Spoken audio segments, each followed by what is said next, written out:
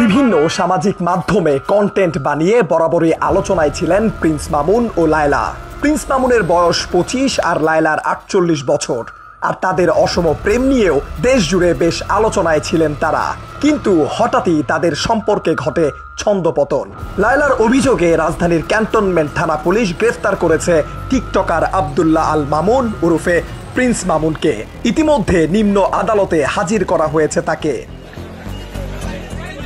এর আগে লায়লা আক্তার ফরহাদকে বিয়ের প্রলোভন ও ধর্ষণের অভিযোগে সোমবার রাতে কুমিল্লা থেকে মামুনকে গ্রেফতার করে পুলিশ।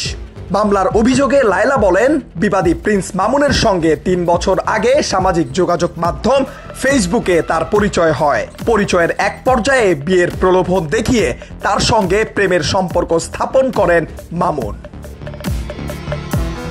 মামলার এজাহারে আরো বলা হয়, লায়লাকে মামুন জানান তার ঢাকায় থাকার মতো নিজের কোনো বাসা নেই। প্রেমের সম্পর্ক এবং বিয়ের কথা বলায় সরল মনে বিশ্বাস করে মামুনকে নিজের বাসায় থাকতে দেন লায়লা। 2022 সালের 7 জানুয়ারি মামুন তার মাকে সঙ্গে নিয়ে লায়লার বাসায় বসবাস করতে থাকেন। ওই দিন থেকেই মামুন বাসায় লায়লার সঙ্গে একই কক্ষে থাকতে শুরু করেন। বিয়ের প্রলোভন দেখিয়ে লায়লার ইচ্ছার বিরুদ্ধে একাধিকবার শারীরিক সম্পর্ক স্থাপন করেন মামুন। লায়লার অভিযোগ, একাধিকবার বিয়ের বিষয় বললেও মামুন বিভিন্ন অজুহাতে সময় ক্ষেপণ করতে থাকেন। সর্বশেষ গত 14 মার্চ মামুন তাকে বিয়ের প্রলোভন দেখিয়ে ধর্ষণ করেন।